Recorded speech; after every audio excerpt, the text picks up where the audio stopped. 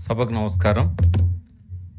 ఈ పుస్తకం చూస్తుంటే 1997 జనవరి 12న తెలంగాణలో ఏం జరుగుతుందని చెప్పి జయశంకర్ సార్ రాసిన బుక్ గుర్తొచ్చింది.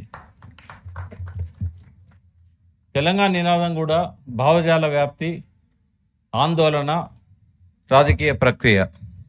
ఇది జయశంకర్ గారు అంబేద్కర్ గారి కొటేషన్ అయిన బోధించు, సమీకరించు, పోరాడు, దాన్ని తెలంగాణకు అన్వయించారు.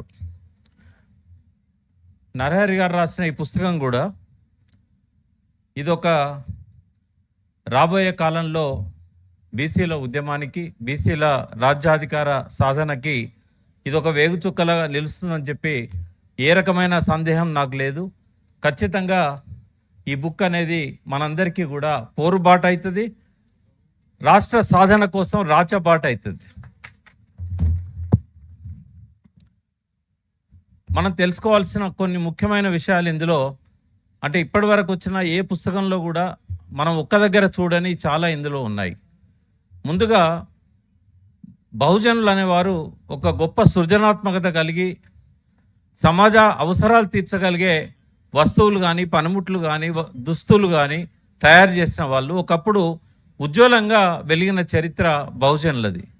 సిల్క్ రూట్ అనేది భారతదేశం మీదుగా చైనా నుండి పాశ్చాత్య దేశాలకు పోయేది. అందులో భాగంగా మన దగ్గర ఉన్న పోర్టులలో, నౌకాశ్రయాలలో అద్భుతమైన ఎక్స్పోర్ట్స్ అనేటి మన భారతదేశం నుంచి కూడా జరిగేది.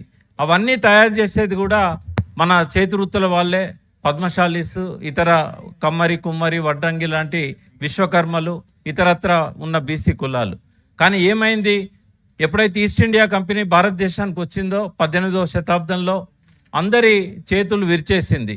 ఆ వృత్తులకు పూర్తిగా ఆ వృత్తులను లేకుండా చేసింది. దాదాపుగా నరహరి గారు ఇందులో రాశారు, దాదాపు 60% పైగా పద్మశాలీలు కూలీలుగా మారారు అని.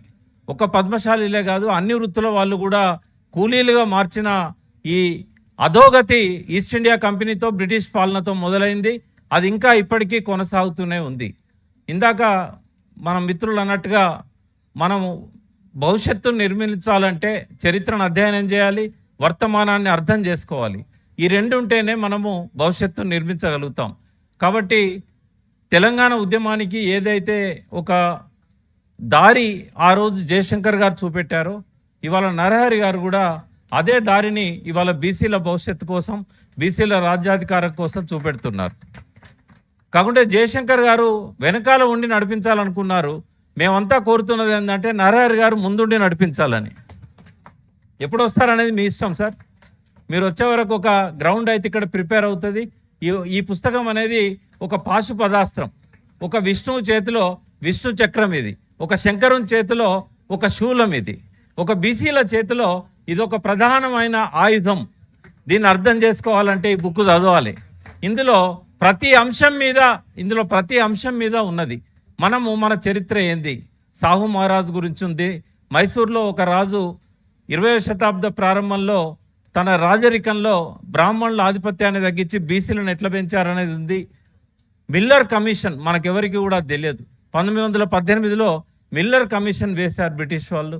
అక్కడి నుంచి మొదలుపెట్టి రోహిణి కమిషన్ 1992లో నివేదిక ఇచ్చే వరకు కూడా ఈ కమిషన్ల ద్వారా ఒక్కొక్క కాకా కేల్కర్ కానీ, ఆ తర్వాత వచ్చిన మండల్ కమిషన్ కానీ, ఒక్కొక్క కమిషన్ వల్ల మనకు వచ్చిన ఆ సిఫార్సుల వల్ల మనకు వచ్చిన ప్రయోజనాలు ఏంటి అనేది ఈ పుస్తకంలో మెన్షన్ చేయడం జరిగింది. అట్లాగే అనేక కోర్టు తీర్పులు, ఇప్పుడు సుప్రీంకోర్టు కానీ, హైకోర్ట్స్ కానీ చాలా తీర్పులు ఇచ్చాయి బీసీల ప్రయోజనాల కోసం. సో ఈ కేసుల గురించి కూడా మనకి బుక్లో ఉంది. అంటే చాలామంది బీసీలో ముఖ్యమైన వక్తలు ఉన్నారు, మీడియాలో మాట్లాడే వాళ్ళు ఉన్నారు, బయట బీసీ సమావేశాల్లో మాట్లాడే వాళ్ళు ఉన్నారు.